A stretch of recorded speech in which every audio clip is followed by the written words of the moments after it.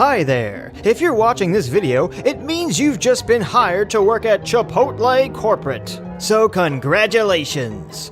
But before you can engage on your exciting new journey of pushing papers around as middle management, there are some important things you need to know. Our current year is rife with potential controversies and pitfalls that businesses in the modern age must learn to avoid if they want to succeed in our great American country. And the biggest pitfalls to avoid are racism and sexism. These two things that can really get panties, I mean gender non-specific underwear, of potential customers in a twist. Now you're probably wondering, how can I, a new up-and-coming corporate go-getter, avoid these pitfalls? It's easy, as long as you use privilege math.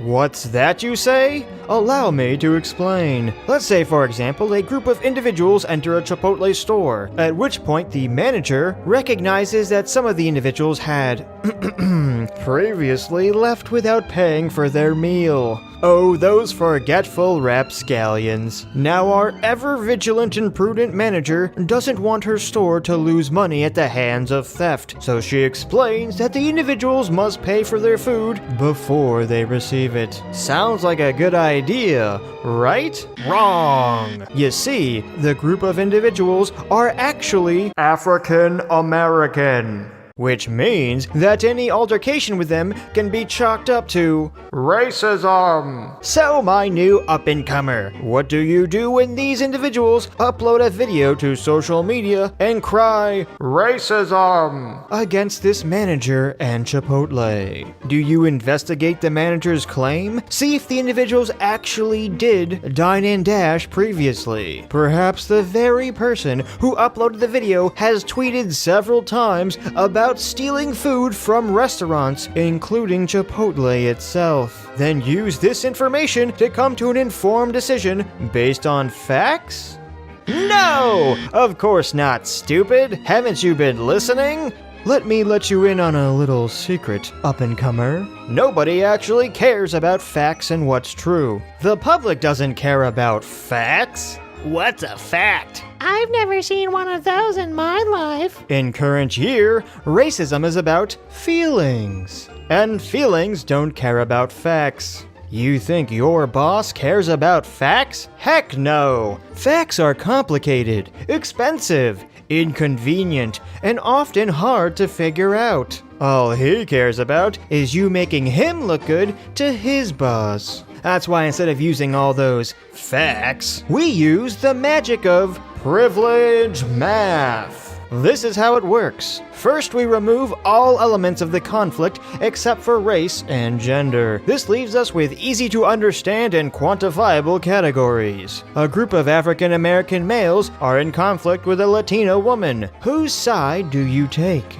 Well, if you open your employee handbook to page 12, you'll find our handy privilege math scoring sheet. There you'll see that being black grants you 10 historical institutional racism points, also known as 10 Tobies. Now, normally, being a male actually loses you 2 privilege points. However, this only applies to African American males when they're in conflict with African American females. Now let's look at our manager. She is Latina, so she gets 4 building a wall points because of the orange bad man that currently is president, as well as another 3 patriarchy points for having a vagina. However, she then loses 2 privilege points for being a manager and participating in capitalism, thus possessing a position of power, because the structural power a manager at a fast food restaurant wields is well recognized by the white male patriarchy.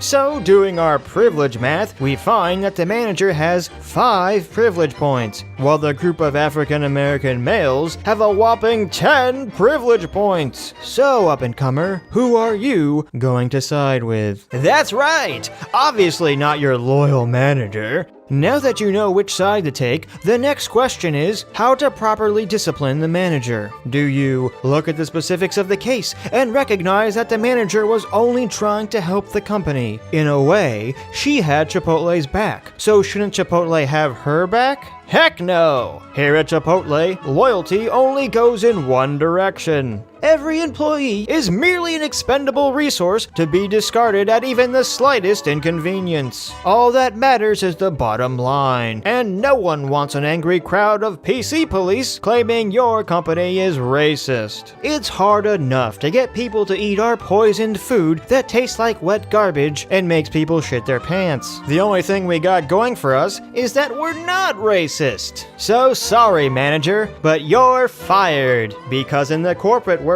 nobody likes a hero, or a person that sticks to their principles. No, if you want to succeed here at Chipotle, you must be a spineless, cowardly, backstabbing weasel. How do you think your boss got to where he is?